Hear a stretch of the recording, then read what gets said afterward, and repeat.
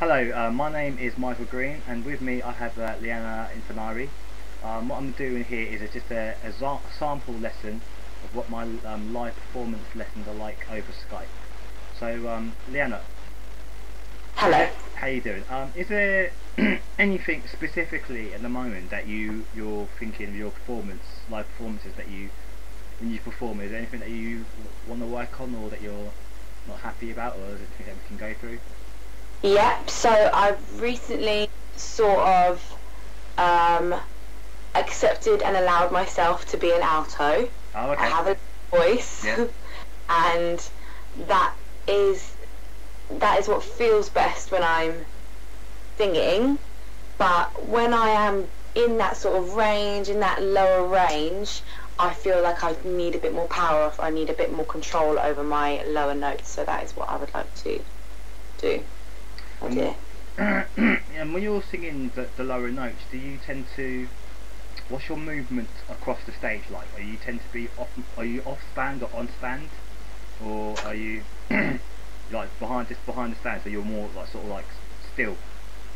Yeah, I am more still. Yeah,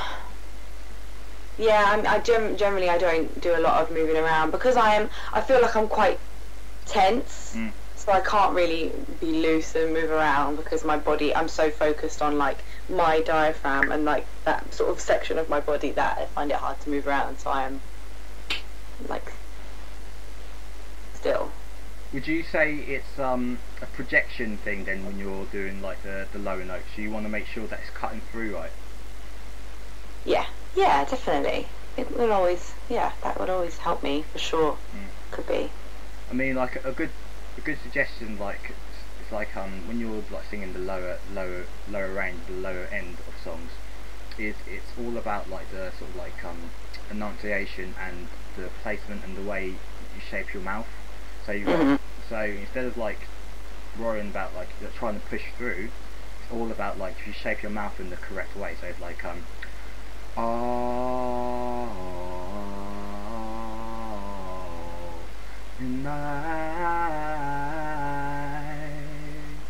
see, and you can use textures as well. So you can use like breathy textures and like just to colour it, to lighten the sound a bit, like using like the breathier texture to sort of like give that, to help it cut through a bit more. Right. Also, when you're singing the lower range, you do have to use a bit more like mouth muscle, because you've got totally. the words have to cut through a lot more. So because it can get, depending on the mix of like the sound, it might be more difficult to hear what the words you're saying. So it has to be a lot more like with like pronunciations. So those are the two things I'll say working on. For sure.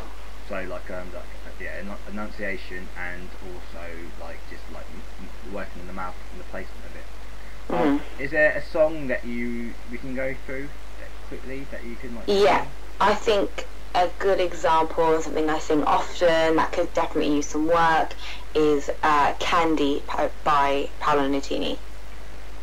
Okay, do you wanna get going? Yeah.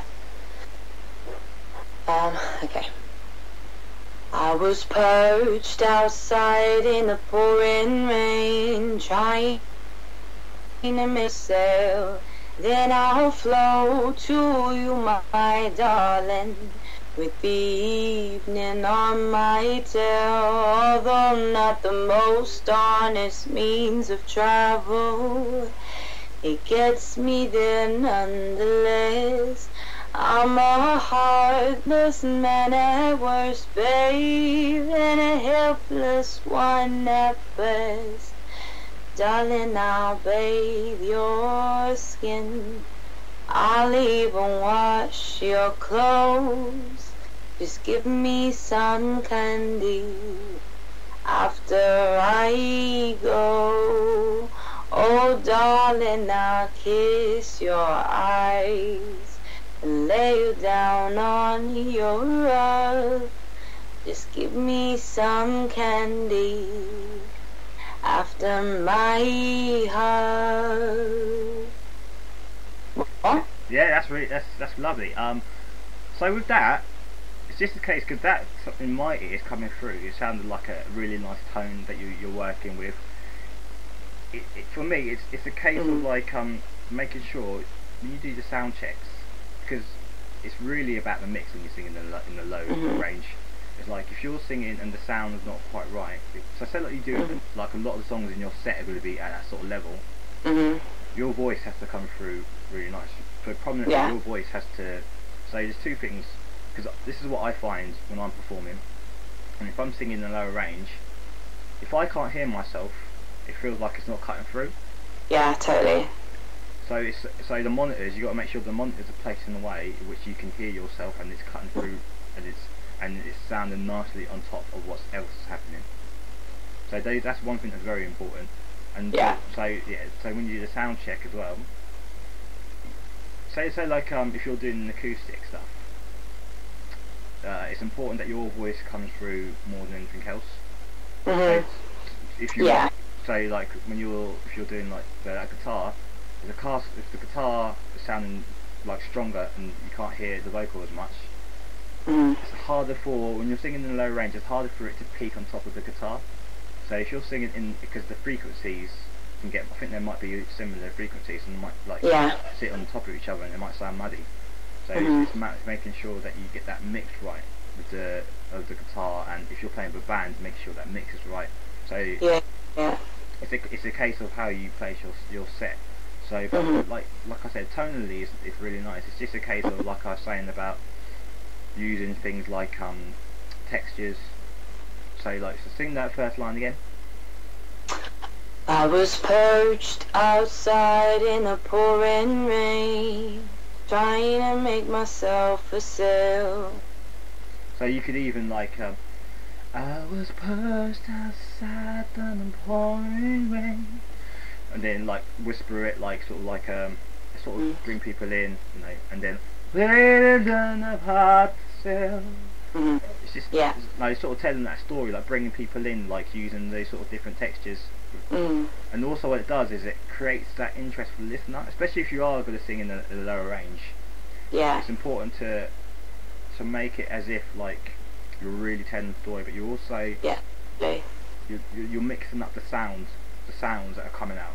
So it really draws people in, because you know how like say like you have a song from the beginning. If you belt a song in your chest voice, if you belt it from the beginning to the end with no differential, it gets boring, doesn't it?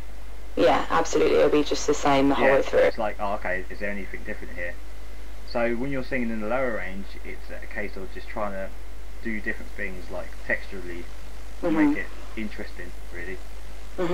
So like you can whisper, you can use a bit more chest voice and parts, and there's nothing stopping you from like just try and experiment in the melody a little bit. Like if you wanted to do a few more peaks, like towards the end, like, you know, it's just a case of like whatever makes you sort of like feel good with that performance.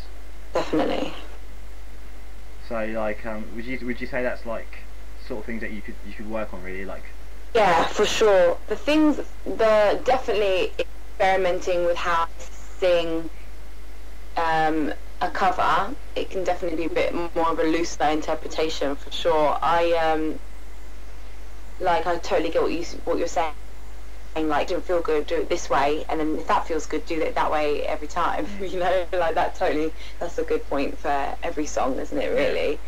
And also working on each individual song is something that I definitely don't give myself enough time to do, generally. Like, I'm lucky if I know the lyrics to the song before I go and perform it. So yeah, giving myself the time to think it through more like that, and start playing with the timbre and start playing with things like that. That's definitely a great tip that I could definitely need to make time for.